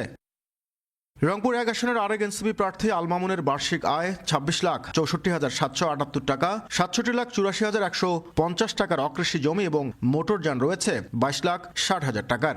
এই তথ্যপত্রগুলো অন্যান্য যেই সংশ্লিষ্ট যে প্রতিষ্ঠান আছে তাদের সাথে সহযোগিতার ভিত্তিতে একেবারে পুঙ্খানুপুঙ্খভাবে যাচাই বাছাই করাটা খুব জরুরি। রংপুর 4 আসনের বিএনপি প্রার্থী এমদাদুল হক ভরসার বার্ষিক আয় 2 কোটি টাকার বেশি, নগদ অর্থের পরিমাণ 1,63,48,585 টাকা, আর স্ত্রীর রয়েছে 3,77,89,288 টাকা।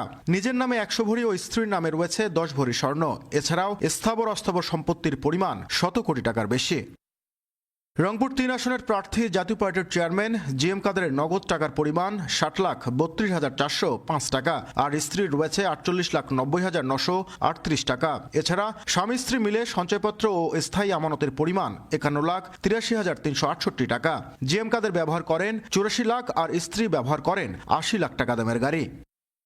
অন্যদিকে জামায়াতের হেভিওয়েট প্রার্থী রংপুর 2 আসনের এটিএম আজহারের বার্ষিক আয় 89,760 টাকা, নগদ অর্থের পরিমাণ 45,000। যারা জনপ্রতিনিধি হবেন তারা হলফনামায় যে তথ্যটা দেবেন সেই তথ্যটা অনুযায়ী 5 বছরে অন্তত পক্ষে 3 বার তার সম্পদের হিসাব বিবরণী জনগণের সামনে তাকে উপস্থাপন করতে হবে। এছাড়া রংপুর 3 আসনের তৃতীয় লিঙ্গের আনোয়ার ইসলাম রানীর রয়েছে 40 লাখ টাকা দামের গাড়ি, 15 ভরি সোনা, 40 ভরি রূপা এবং 1 কোটি টাকা দামের অকৃষি জমি।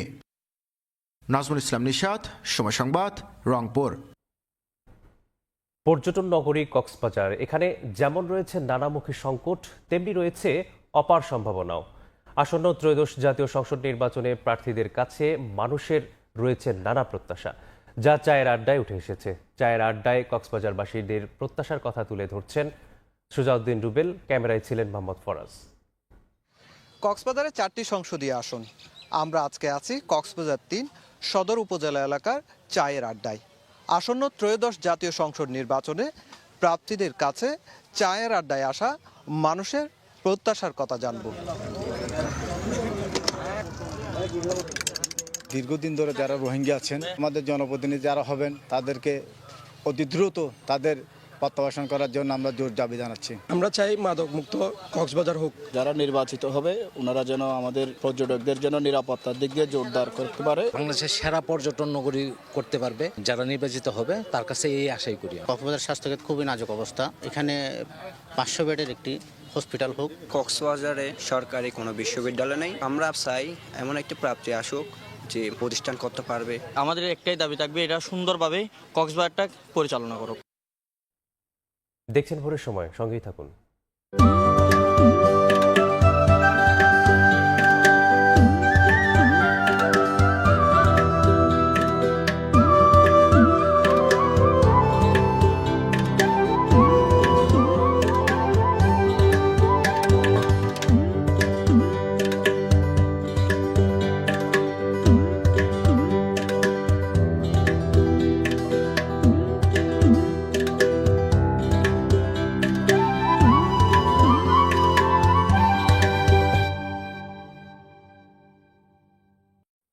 দেখছেন ভোরের সময়। মনের মতো ডিজাইন আর stylish collection, Regal furniture, furnish your dream. বাংলাদেশকে $257 কোটি ঋণ দেওয়ার প্রতিশ্রুতি দিয়েছে এশীয় উন্নয়ন ব্যাংক এডিবি, যা 2024 সালের দেয়া প্রতিশ্রুতির তুলনায় দ্বিগুণেরও বেশি।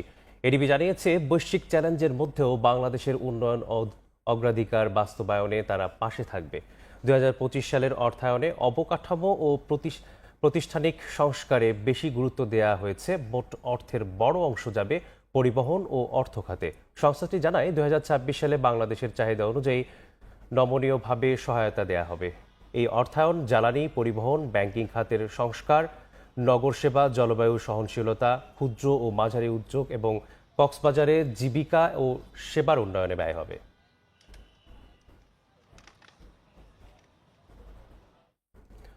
শুধুমাত্র বে টার্মিনাল নির্মাণে দীর্ঘসূত্রিতার কারণে প্রতিদিন 1 মিলিয়ন করে বছরে অন্তত $365 বিলিয়ন বাড়তি আয় থেকে বঞ্চিত হচ্ছে বন্দরের পাশাপাশি বাংলাদেশ সরকার। একই সঙ্গে নির্মাণ খরচও বেড়ে যাওয়ায় শঙ্কা সৃষ্টি হয়েছে।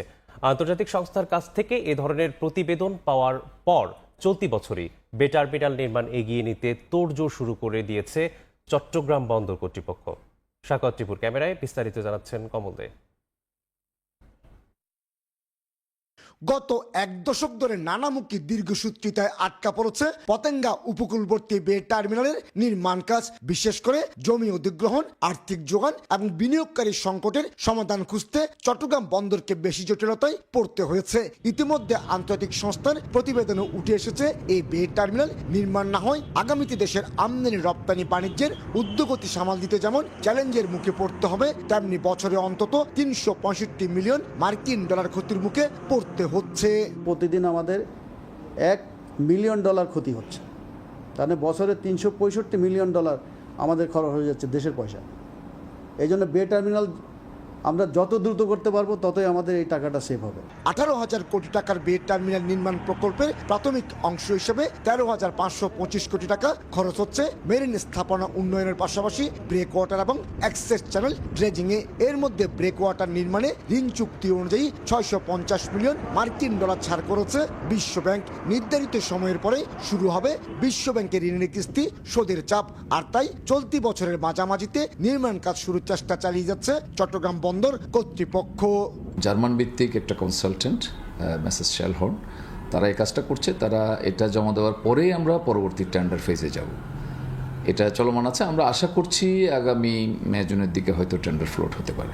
বঙ্গোপসাগরে পতেঙ্গা উপকূলবর্তী 850 একর জায়গার উপর নির্মিত হবে এই বে টার্মিনাল। দেখতে দেখতে সময় পেরিয়ে গেছে অনেকখানি। নানা জটিলতার কবলে পড়ে গড়ে উঠতে পারেনি প্রস্তাবিত বে টার্মিনাল। এতে আর্থিক ক্ষতির পরিমাণ যেমন বাড়ছে, ঠিক তেমনি এই অঞ্চলের বিজনেস হাব হয়ে ওঠার সম্ভাবনাও ক্রমশ নষ্ট হচ্ছে। প্রথম পর্যায়ে 2026 সালে এই বে টার্মিনাল অপারেশনে যাওয়ার লক্ষ্যমাত্রা থাকলেও এখন তা পিছিয়ে করা হয়েছে 2030 সাল। তবে এর মধ্যে সৌদি আরব ভিত্তিক প্রতিষ্ঠান Red Sea Gateway Patenga container টার্মিনালে অপারেশন শুরু করেছে। সে সঙ্গে লালদিয়া স্বতন্ত্র টার্মিনাল নির্মাণ এবং পরিচালনা করতে চুক্তিবদ্ধ হয়েছে ডেনমার্ক ভিত্তিক মার্সল্যান্ডের অঙ্গ প্রতিষ্ঠান এপি মুলার। বে টার্মিনাল যখন স্টাডি করা হয়েছিল তখন এপিএম ছিল না, পিসিটি ছিল না এবং মাথাবাড়িও ছিল না। এখন বে টার্মিনালের জন্য পর্যাপ্ত কার্গো আছে কিনা নতুন করে আমার মনে হয় যে ভলিউম অ্যাসেস করা দরকার। বে টার্মিনালের 3টি অংশের মধ্যে একটিতে সিঙ্গাপুরের সিঙ্গাপুর পোর্ট অথরিটি, দ্বিতীয়টিতে দুবাই ভিত্তিক প্রতিষ্ঠান ডিপি ওয়ার্ল্ড এবং তৃতীয়টি চট্টগ্রাম বন্দর টার্মিনাল নির্মাণ করবে। কমল দে, সময় সংবাদ, চট্টগ্রাম। নীলফামারী ও গাইবান্ধায় ফসলি জমি থেকে কাটা হচ্ছে উপরিভাগের মাটি বা টপসয়েল। বড় ট্রাক্টর করে তা সরবরাহ করা হচ্ছে পার্শ্ববর্তী ইটভাটা ও বিভিন্ন প্রকল্পে। মাটিবাহী ট্রাক্টরগুলো চলাচলের জন্য ক্ষতিগ্রস্ত হচ্ছে গ্রামীণ রাস্তাঘাটও। কৃষি বিভাগ বলছে মাটি বিক্রি করায় সবচেয়ে বড় ক্ষতির মুখে পড়বেন কৃষক। আর স্থানীয় প্রশাসন বলছে মাটি কাটা কাজ বন্ধে নিয়মিত ভ্রাম্যমাণ আদালত পরিচালনা করা হবে। বিস্তারিত রিপোর্টে। ফসলি জমি থেকে কাটা হচ্ছে উপরিভাগের মাটি বা টপ সয়েল। কোথাও এক্সকেভেটর দিয়ে, কোথাও আবার শ্রমিক দিয়ে ট্রাক্টরে করে তা সরবরাহ করা হচ্ছে পার্শ্ববর্তী ইটভাটায়। নীলফামারী ও গাইবান্ধায় চলছে 3 ফসলি জমি থেকে মাটি কাটা কার্যক্রম। জমির মালিকরা বলছেন কিছু কৃষক মাটি বিক্রি করে দিয়েছে। এর আশপাশের জমি নিচু হয়ে যাওয়ায় মাটির স্তর সমান রাখতে অনেকে বাধ্য হচ্ছেন টপ সয়েল বিক্রিতে। এলাকাবাসীর অভিযোগ মাটিবাহী ট্রাক্টরগুলো চলাচলের কারণে ক্ষতিগ্রস্ত হচ্ছে গ্রামীণ সড়কও। নাগালে তো হয় না, এখন দেখা যায় চারিপাশে কাটা, এখন আমারটা উপরে মাঝখানে পড়ে গেছে। লেভেল করার জন্য মাটিটা একজনকে বিক্রি করে দেওয়া হয়। উর্বরটা নষ্ট হয়ে যাচ্ছে, তারপর মানুষ বিক্রি করে। মানা করলে এরা এটাকে গুরুত্ব দেয় না। উচিত ভুঁইয়াওলার আবাদ করা অসুবিধা, মেলা অসুবিধা। ওরা ওইভাবে নিয়ে যায়, আইতে অন্ধকারে নিয়ে যায়, দিনই নিয়ে যায়। ভাটা নিয়ে গেলে আমার রাস্তাঘাট খারাপ হয়ে যায়। কৃষি জমি থেকে কেটে নেওয়া এসব মাটি ব্যবহার করা হচ্ছে ইটভাটা ও বিভিন্ন প্রকল্পের ভরাটের কাজে। জমির মালিক আমাদের জমি দিছে, ঠিকাদার কিনে দিছে, ভাটার দেই বা বাড়ির দেই, এই কারণে আমরা এই জিনিসটা করতেছি। 15-20টা গাড়ি চলতেছে 20-25 দিন ধরে। কৃষি বিভাগ বলছে মাটি বিক্রি করাই সবচেয়ে বড় ক্ষতির মুখে পড়বেন কৃষক, কেননা দীর্ঘ সময়ের জন্য উর্বরতা হারাবে জমি। দীর্ঘমেয়াদী একটা জমির স্বাস্থ্যকে নষ্ট করছে এবং ফলে ভবিষ্যৎ প্রজন্মের কাছে কিন্তু এই জমিগুলি একেবারে খুব খারাপ অবস্থা যাবে। প্রচুর পরিমাণে নিউট্রিয়েন্ট এখান থেকে চলে যাবে, পরবর্তীতে আমাদের হিউজ পরিমাণে নিউট্রিয়েন্ট দিয়ে প্রচুর পরিমাণে জৈব সার দিয়ে সেটাকে আমরা রিকভারি করা যায়। যদি ইনফরমেশন থাকে আমরা চেষ্টা করছি যে সেটাকে নিবৃত করার জন্য। স্থানীয় প্রশাসন বলছে কৃষি জমি থেকে মাটি কাটা আইনগত অপরাধ। এই কাজ বন্ধে নিয়মিত ভ্রাম্যমাণ আদালত পরিচালনার দাবি সংশ্লিষ্ট কর্মকর্তার। জেলাব্যাপী আমাদের এক্সিকিউটিভ ম্যাজিস্ট্রেটগণ অভিযান পরিচালনা করছেন, যেখানে আমরা অভিযোগ পাচ্ছি সেটা আমরা অ্যাড্রেস করছি। যদি সুস্পষ্ট কোনো অভিযোগ থাকে আমাদের কাছে আসলে আমরা ব্যবস্থা নেব। শ্রেণী পরিবর্তন করার কোনো অনুমতি আমরা দিই নেই। এরকম কোনো তথ্য থাকলে আপনারা আমাদেরকে স্পেসিফিক জানালে আমরা আমাদের এসিডেন্টদের পাঠাবো এবং আমাদের প্রয়োজনে আমাদের জেলা থেকেও আমাদের ম্যাজিস্ট্রেট গিয়ে সেটার বিরুদ্ধে ব্যবস্থা নেবে। কৃষি বিভাগের তথ্য মতে নীলফামারীতে কৃষি জমির পরিমাণ 1,24,396 হেক্টর আর গাইবান্ধায় রয়েছে 1,67,510 হেক্টর। সাহাল আব্দুল্লাহ আলভি, সময় সংবাদ। ভোরের সময় এই ছিল আমার কাছে। পরবর্তী সংবাদগুলো জানাতে যুক্ত হবেন আলিশা ইসলাম। ধন্যবাদ আলিফ। পরবর্তী সংবাদগুলো নিয়ে ফিরছি কিছুক্ষণ পরে। দেখছেন ভোরের সময়, সঙ্গেই থাকুন। সামনে জাতীয় নির্বাচন, মাঠে এখন কৌশল আর ভোটের হিসেব নিকেশ। টেকনাফ থেকে তেতুলিয়া, ইস্যু ভিন্ন, সিদ্ধান্ত এক। ভোট। উন্নয়ন চাই, চাই গণতন্ত্র, স্থিতিশীলতা। নির্বাচন যত এগোচ্ছে জোরালো হচ্ছে দাবিও। লাইভ আপডেট, নির্ভরযোগ্য বিশ্লেষণ আর মাঠের সমীকরণ। আরও থাকছে তারুণ্যের প্রত্যাশা। এবার এই নির্বাচন শুধু ক্ষমতার নয়, পরিবর্তনের অঙ্গীকার। কোন পথে যাবে বাংলাদেশ? থাকছি আমরা নির্বাচনের সময়। দেখছেন ভোরের সময়। কুড়িগ্রামের 16টি নদ নদীর অববাহিকার চরাঞ্চলে বেড়েছে সরিষার চাষ। স্বল্প খরচে লাভজনক হওয়ায় এই আবাদে ঝুঁকছেন জেলার কৃষক। তেল জাতীয় শস্যের উৎপাদন বাড়াতে কৃষকদের সব ধরনের সহযোগিতার আশ্বাস দিয়েছে স্থানীয় কৃষি বিভাগ। জামিল মিয়া ছবি ও বাদশা সৈকতের তথ্য নিয়ে রিপোর্ট। যতদূর চোখ যায় দিগন্ত জুড়ে সরিষা ফুলের গালিচা, হালকা বাতাসে দোল খাওয়া ফুলে মধু সংগ্রহে ব্যস্ত মৌমাছিরা। এমন দৃশ্য শোভা পাচ্ছে কুড়িগ্রাম জেলার চরাঞ্চল সহ পথের ধারে বিভিন্ন প্রান্তে। জেলার সদর উপজেলার গোগাদহ ইউনিয়নের বটতলা, টেঙ্গরমারি, পাতারের এই দৃশ্যের মতো জেলার 9 উপজেলা দিয়ে প্রবাহিত নদ নদী অববাহিকার বিভিন্ন এলাকায় ছেয়ে আছে সরিষা ক্ষেত। কৃষকরা জানায় বন্যা পরবর্তী সময় বাড়তি আয়ের জন্য পতিত জমিতে সরিষা চাষ করেছেন তারা। এই সরিষা বিক্রির টাকায় সংসারের খরচ চালানোর পাশাপাশি স্বাচ্ছন্দ্যে একই জমিতে বড় আবাদও ঘরে তুলতে পারবেন তারা।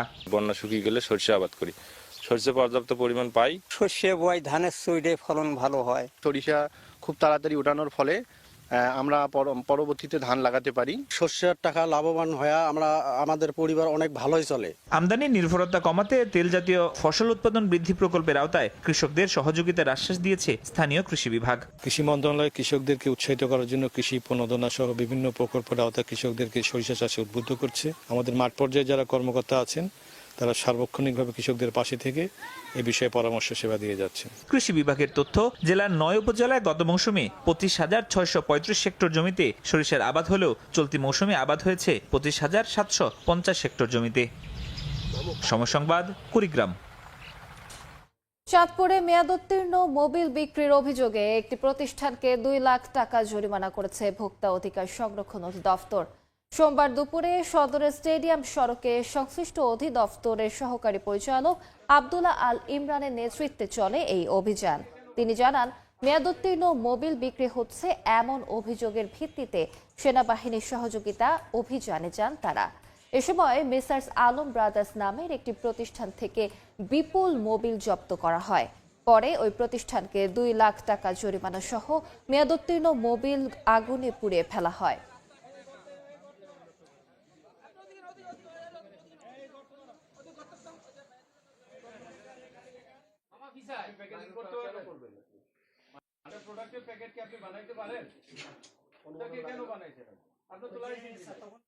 মৌলভীবাজারে চা বাগানে অভিযান চালিয়ে 11টি এয়ারগান উদ্ধার করা হয়েছে। র্যাব জানায়, গোপন সংবাদের ভিত্তিতে রোববার রাতে শ্রীমঙ্গল উপজেলার সাতগাঁও চা বাগান এলাকার পাশের একটি জঙ্গলে তল্লাশি চালানো হয়। এ সময় সেখান থেকে 11টি এয়ারগান উদ্ধার করা হয়। অস্ত্রগুলো 2টি প্লাস্টিকের বস্তায় ভরা ছিল। পরে তা শ্রীমঙ্গল থানায় হস্তান্তর করা হয়। উদ্ধার করা অস্ত্র নাশকতার কাজে ব্যবহার করা হতো বলে ধারণা করছে র্যাব।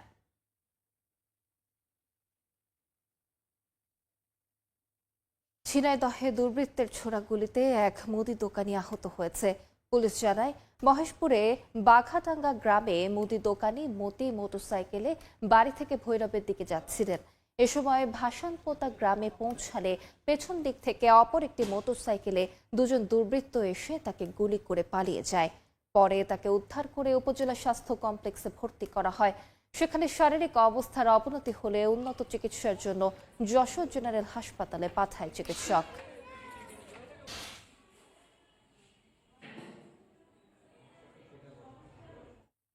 পটুয়াখালীতে নিজ ঘর থেকে আরিফা আক্তার নামে এক গৃহবধূর গলাকাটা মরদেহ উদ্ধার করেছে পুলিশ। ঘটনার সঙ্গে জড়িত থাকার অভিযোগে স্বামী রিফাতকে আটক করা হয়েছে। সোমবার আনুমানিক রাত 9:30টার দিকে কুয়াকাটা পৌরসভার 3 নম্বর ওয়ার্ড এলাকায় এই ঘটনা ঘটে। পুলিশ জানায়, এক নারীর মরদেহ পড়ে আছে এমন খবরে ঘটনাস্থলে যায় পুলিশ। পরে সেখান থেকে মৃত অবস্থায় আরিফা আক্তারের লাশ উদ্ধার করা হয়। প্রাথমিকভাবে এটি একটি হত্যাকাণ্ড বলে মনে করা হচ্ছে। ময়নাতদন্ত রিপোর্ট পাওয়ার পর হত্যাকাণ্ডের প্রকৃত রহস্য উদ্ঘাটন করা সম্ভব হবে।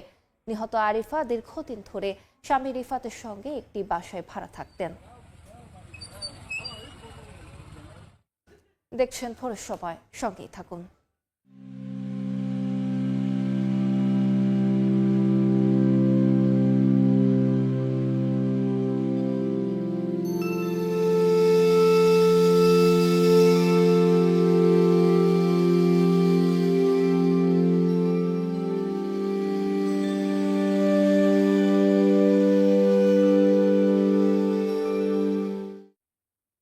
দেখছেন ভোরের সময়।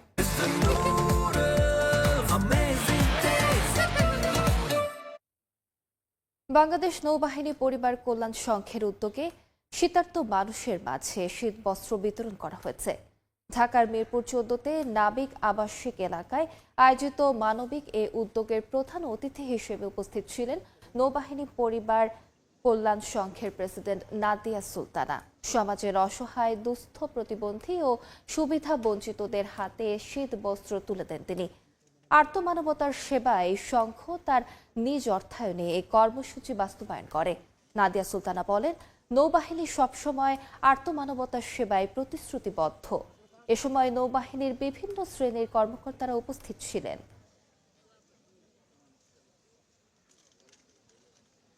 শীতের তীব্রতা বাড়ায় রংপুরে পুরানো কাপড়ের দোকানে ভিড় বেড়েছে। সস্তা দাম হওয়ায় নিম্ন আয়ের পাশাপাশি মধ্যবিত্তরাও এসব দোকানে ভিড় করছেন। ব্যবসায়ীরা বলছেন, গত বছরের চেয়ে এবছর বিক্রি ভালো। এদিকে শীত মৌসুমে নিম্ন আয়ের মানুষের পাশে থাকার প্রতিশ্রুতি দিয়েছে জেলা প্রশাসন। তারেকুল ইসলামের ছবিতে বিস্তারিত রেদওয়ান হিমেলের রিপোর্টে। পৌষের শেষে বেড়েছে শীতের তীব্রতা, মাঘ মাস এখনো বাকি। রংপুর মহানগরীতে পুরাতন কাপড়ের দোকানগুলোতে ভিড় বেড়েছে। প্রতিদিনই বিক্রি হচ্ছে লাখ টাকার গরম কাপড়। দাম তুলনামূলক কম হওয়ায় নিম্ন ও মধ্যবিত্ত ক্রেতাদের আগ্রহ বেশি পুরনো গরম কাপড়ে। নগরীর স্টেশন এলাকা, সুরভি উদ্যান, লালবাগ সহ বিভিন্ন এলাকায় পুরনো blazer, jacket, sweater, trouser, overcoat, কম্বল সহ নারীদের শীতের পোশাকের পসরা বসেছে। পুরো দমে জমে উঠেছে বেচা কেনাও। তবে দাম নিয়ে রয়েছে ক্রেতা বিক্রেতাদের মিশ্র প্রতিক্রিয়া। এর আগে কিনছিলাম এই জ্যাকেটটা মনে করো 350 টাকা দিয়ে, এখন ওই জ্যাকেটে মনে করেন 600 টাকা দিয়ে কিনতে হচ্ছে। এখন কেনাকাটা করলাম, চাদর কিনলাম, আমার মায়ের জন্য এখন সোয়েটার খুঁজছি আর কি। প্রাইসের মধ্যে একটু বার্গেন করতে পারলে আপনি অনেক ভালো জিনিস পাবেন। গতবারের তুলনায় এবার মোটামুটি খুবই ভালো, প্রথম থেকে এখন পর্যন্ত মানে দোকানদারি একসমান দোকানদারি। আলহামদুলিল্লাহ বেচাকেনা আছে, সুন্দর আছে, আর পাইকারিতে দাম কমে। আবহাওয়া অফিস জানিয়েছে আরো 3 থেকে 4 দিন থাকবে তীব্র শীত। কনকনে ঠান্ডাটা অনুভূত হচ্ছে এবং সেই সাথে সাথে যেহেতু হিমেল বাতাসটা বইতেছে, সব মিলে কনকনে ঠান্ডাটা এখন অনুভব হচ্ছে। এবং এই যে অবস্থাটা, সেই অবস্থাটা আরও আগামী কমপক্ষে 2 থেকে 3 দিন থাকার সম্ভাবনা রয়েছে। তবে শীত নিবারণে হতদরিদ্র ও অসহায় মানুষের পাশে থাকার আশ্বাস জেলা প্রশাসনের। 1 মাস বা 2 মাস শীত থাকবে, এই পুরো সময়টাতেই আমরা আমাদের রংপুরের যারা জনগণ রয়েছেন তাদের দুঃখ কষ্ট লাঘব করার জন্য আমরা তাদের সাথে রয়েছি। রংপুরের 8 উপজেলায় মোট জনসংখ্যা প্রায় 32 লাখ। রেদওয়ান হিমেল, সময় সংবাদ, রংপুর। তীব্র শীত আর হিমেল বাতাসে বিপর্যস্ত জনজীবন। বিস্তারিত জানাতে রাজশাহী থেকে সরাসরি যুক্ত হচ্ছেন সহকর্মী আলতাফ হোসেন এবং সিরাজগঞ্জের বাজার স্টেশন থেকে যুক্ত হচ্ছেন সহকর্মী রিঙ্কু কুণ্ডু। প্রথমেই যাচ্ছি আলতাফের কাছে। আলতাফ,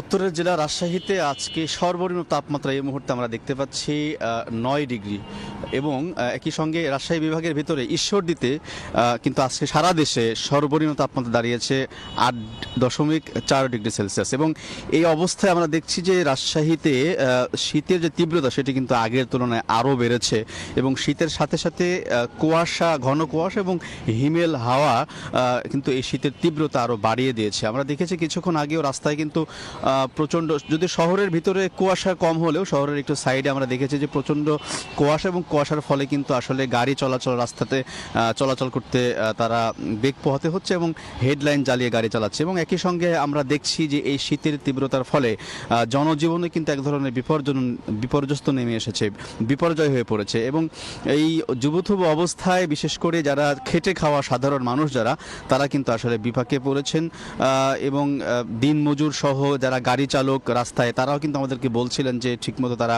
প্যাসেঞ্জার পাচ্ছিলেন না এবং যারা প্রতিদিন যারা দিনমজুর তারাও কিন্তু ঠিকমতো কাজ পাচ্ছেন না। এই অবস্থা তাদের সংসার চালাতে কিন্তু আসলে হিমশিম পোহাতে হচ্ছে। একই সঙ্গে সাধারণ অন্যান্য পেশা মানুষ যারা আছেন তারাও কিন্তু আসলে তাদের স্বাভাবিক চলাফেরা সেটি কিন্তু ব্যাহত হচ্ছে এবং একই সঙ্গে শীতের ফলে যেটি হয়েছে যে বিভিন্ন রোগের আসলে প্রকোপ বেড়েছে।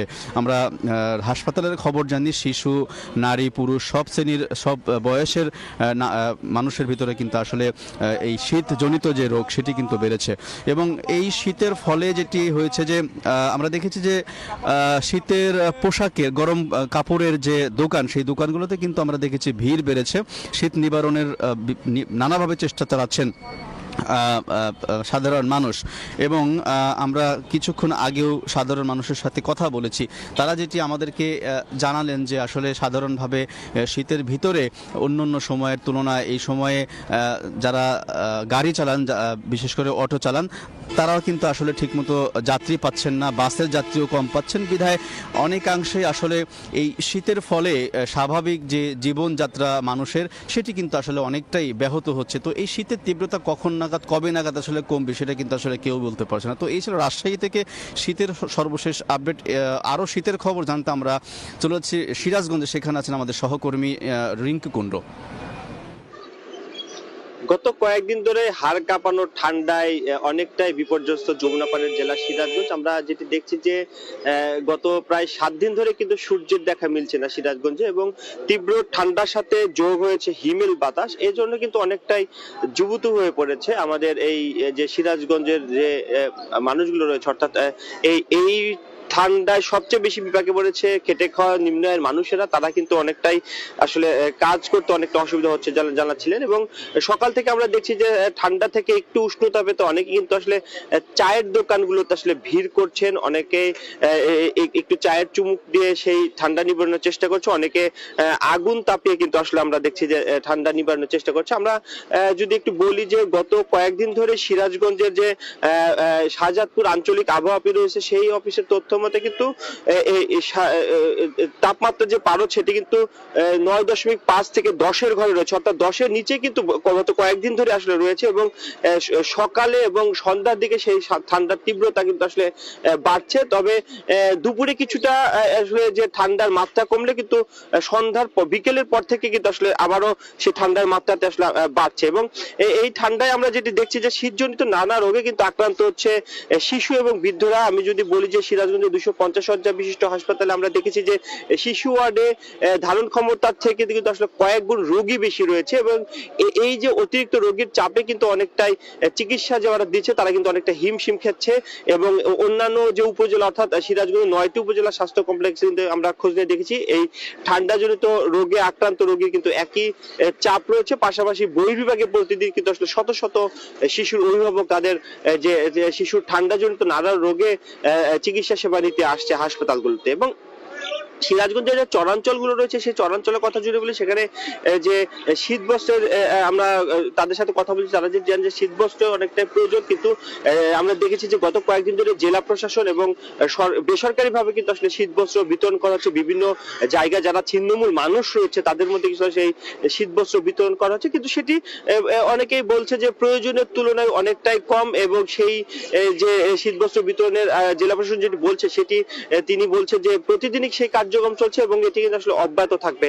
তো সার্বিকভাবে বলা যায় যে গত কয়েকদিন ধরে কিন্তু সিরাজগঞ্জে সূর্যের দেখা নেই এবং যে হাড় কাঁপানো ঠান্ডার সাথে যোগ হয়েছে হিমেল হওয়া। তবে আজকে আমরা যেটি দেখছি ঠান্ডা থাকলেও কুয়াশার পরিমাণটা কিছুটা আমরা কম দেখছি, তবে যে ঠান্ডার যে মাত্রা সেটি কিন্তু আসলে রয়েছে, সেই সাথে হিমেল বাতাসও কিন্তু রয়েছে। এতে কিন্তু অনেকটা বিপর্যস্ত এই সিরাজগঞ্জের যে মানুষের জনজীবন। তো এই ছিল সিরাজগঞ্জ থেকে আমার কাছে শীতের সবশেষ খবর। রাজশাহী এবং সিরাজগঞ্জ থেকে শীতের তীব্রতা সম্পর্কে জানাচ্ছিলেন সহকর্মীরা। ভোরের সময় আরো থাকছে। ইউরোপের বিভিন্ন দেশে তুষারপাতে বিপর্যস্ত জনজীবন, বরফের স্তর জমে বন্ধ হয়ে গেছে রাস্তাঘাট, ব্যাহত হচ্ছে শহরের বাস ও ট্রেন চলাচল। নেদারল্যান্ডসে 5 শতাধিক ফ্লাইট বাতিল। আমেরিকান ASTM স্ট্যান্ডার্ডে তৈরি আধুনিক যুগের আধুনিক pipe, RFL easy pipe and fittings. কয়েকদিনের তীব্র শীত ও ঘন কুয়াশায় বোরো বীজতলা নিয়ে দুশ্চিন্তায় পড়েছেন হিলির বোরো চাষিরা। বৈরী আবহাওয়ার কারণে বীজ নষ্ট হচ্ছে, তবে বীজতলা রক্ষায় সব ধরনের পরামর্শ দেয়া হচ্ছে দাবি কৃষি অফিসের। হিলি থেকে মোহাম্মদ শফিকুল ইসলাম শফিকের পাঠানো তথ্য ও চিত্র রিপোর্ট।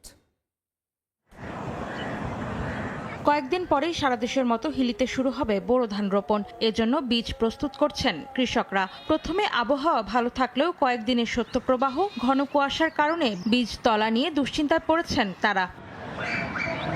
বীজ পচে নষ্ট হয়ে মরে যাচ্ছে, কোনো ওষুধে মিলছে না সুফল। এতে করে আবারও বীজ তলা তৈরি করতে হচ্ছে, যা বাড়িয়ে দিচ্ছে খরচ ও চাষাবাদের সময়। এই ঠান্ডায় বীজ গাদাচ্ছে না, বীজ না হলে আবাদ কিভাবে হবে? আমরা কিভাবে জমি গাড়বো সে চিন্তা তো করতেছি। এগুলো যদি আমরা আবাদ করতে না পারি তাহলে আমরা সংসার চালাবো কি করে, খাবো কি করে আমরা? এ অবস্থায় বীজতলা স্বচ্ছ পলিথিন দিয়ে ঢেকে রাখার পরামর্শ দিচ্ছে কৃষি বিভাগ। সেই সঙ্গে বলা হচ্ছে ছত্রাকনাশক স্প্রে করার কথা। প্রতিরোধমূলক ব্যবস্থা হিসেবে ছত্রাকনাশক যেমন হচ্ছে ম্যানকোজেব, মিস্টার টপ, এগুলো বীজতলায় আসলে প্রতিনিয়ত স্প্রে করার পরামর্শ।